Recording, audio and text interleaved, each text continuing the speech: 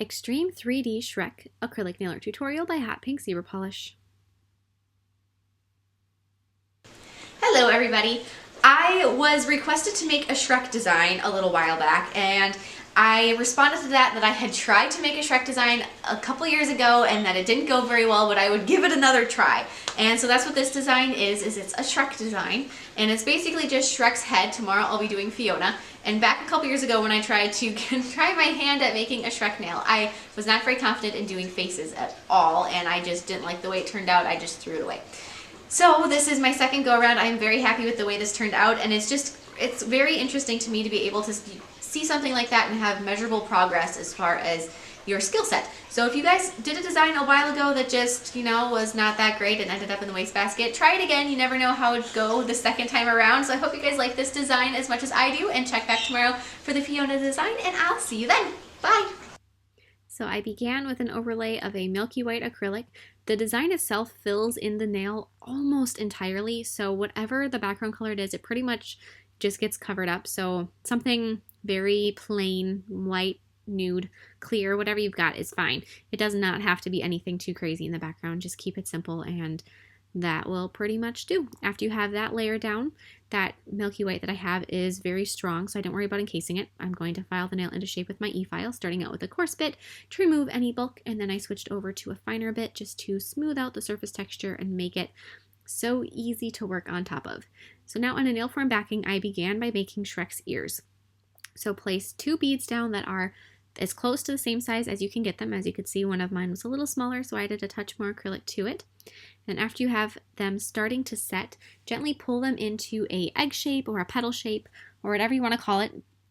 And then after that, keep pressing them out a little bit so that they're fairly thin, and let them set up for just a little bit. So just leave them there for a second. 30 seconds, 45 seconds is usually about what it takes in my estimation. Test it to see if you can slide your brush underneath it without damaging the perimeter of the acrylic. As you can see, my brush dented my acrylic, so I pressed it back out, and then I'm going to leave it for a couple more seconds.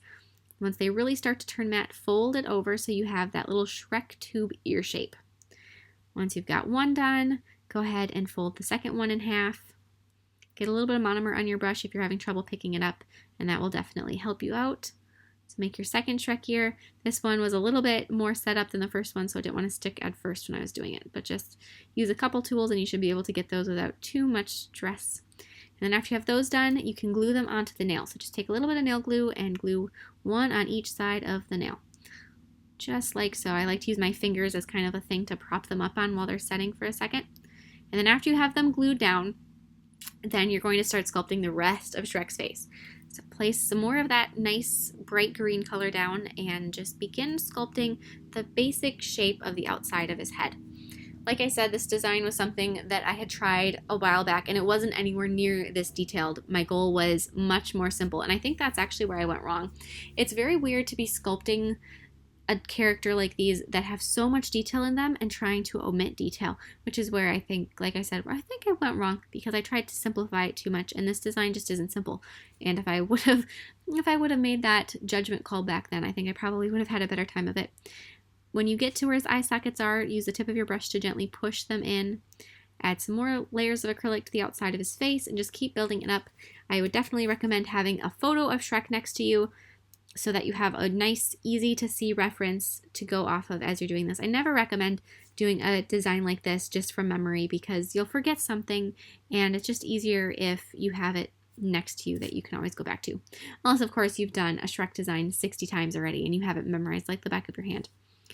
So then I'm going to add a little bit more to his chin, and you can always go back through and make things a little bit bigger, or if something really is just too big and you have to take it back, you can file it off. So it's nice to have that peace of mind that you can always fix it. Add a little bit more to his forehead. Add just the top of his shoulders. So I actually had all the colors out to add his vest and his shirt, but then his face filled in the nail so much that I ended up deciding I didn't really have space for it, so I didn't do it. Same thing with the Fiona nail that I did. I had actually custom mixed a color for her dress, and then I didn't use it because I didn't have the room for it. So I had this perfectly Fiona color, dark green, that is just now sitting in my drawer. But anywho, after I've got that part done, I'm going to start adding in his nose. and place that nose down and then pull up the bridge of the nose and blend that into the forehead. and then add just some detail and some shape to the end of his nose. Push it in, make sure you give him nostrils and all of that. Add a little bit more to his forehead. He's got a very prominent brow bone, very ogre-like, which is shocking. But just go through and add some more detail to him wherever you think is necessary. Like I said, I would not try to simplify this design too much because it probably will not look right.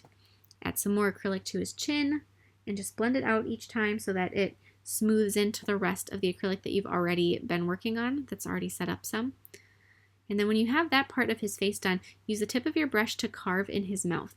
It doesn't take too much, and you don't necessarily want him to be overly smiley or anything, but just a subtle little mouth and smile is all that is needed. Add a couple little bits more acrylic to his cheeks to give him some nice little round apple cheeks.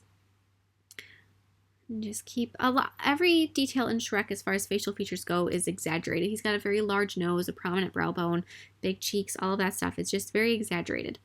With white acrylic, I sculpted his eyes, so just place your beads down of white and then gently sort of tuck them into that eye shape. If you have extra acrylic, you can just kind of remove a little bit with the tip of your brush if you need to. Just form those eyes, and then after you have the eyes sculpted thus far, you're going to want to take some more green and add the eyelids. So this design definitely takes a lot of green acrylic. So just add a little bit to the eyelids. That adds so much detail. A lot of times I will just paint in eyes when I'm sculpting a character, but with this one, because it is so big on the nail and there was the space for it, I decided that sculpting the eyes and actually taking the time to do eyelids would pay off in the end, and I think that it did. So then add those. And just keep going through and adding all of the little detail that is necessary. Add a little bit of a peachy color on his lips. Use very thin acrylic so that you can see the green through the peachy color, but just sort of wash over it to give it that hue of pink. Then with acrylic paint, I'm going to be adding all of the details. I did a lot with a darker shade of green, more of a forest green, and just go through and add shadows on everything, blend it out. If you have a brush that's a little bit softer than the liner brush that I'm using, I'd probably recommend starting out with that one just to sort of buff in the shadows where they are needed. But obviously, if you don't, it worked for me to use a finer little liner brush. And I actually have the right kind of brush. I just didn't feel like getting off my butt and going and grabbing it. So I decided I would make it work otherwise. But just go through and add all of those details. And I wanted to have a super shadowed, super highlighted, very dramatic look to it, which is what I was going for. So I was heavy-handed with my darker colors of paint. Add his eyebrows with brown. Make sure that they are kind of fluffy looking, not very tame. Add his pupils or his irises with brown, and then his pupils with black when you get there. And then with black, just go through and add some shading on him, some more shading. He's got lots of shading on him.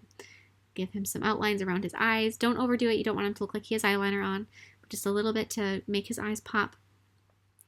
Add a little bit to his eyebrows with black to darken them up a little bit, make them a little bit more visible. Same thing, like I said earlier, have a photo next to you, and if you're looking at it and you're like, I'm not sure, does it need anything else? I would recommend, what I like to do is I like to blow up the picture as big as I can. I usually use my phone, so I make it as one element of the design as big as I can on my phone, so like just an eye. And it's nice to kind of just look at this and see if you're missing anything on the eye. And like the forehead, I'm going through with some brown and adding some freckles on his forehead. That's something I didn't see initially, and it's nice to be able to go back through and add those final little details that can make a huge difference in the end if you just blow up the screen and then you can see them. Some more little shading with black here and there to make certain areas stand out. And I went through and I darkened around his eyes to make that shading a little more deep, and around his nose. And at any point you want to, you can certainly stop adding the darkness on him. That's perfectly fine. You can take it as far as you like. Then I'm going to be applying a layer of matte top coat over the 3D, letting that dry, and then applying some gel sealer over the background and over his eyes and curing it. So that's it for Shrek. I am so excited to share Fiona with you tomorrow, so definitely check back for her. I will be putting a link for that one in the description box below once it is uploaded, so don't worry, if you want to, you can find it easily there, and I will see you in my next video. Bye!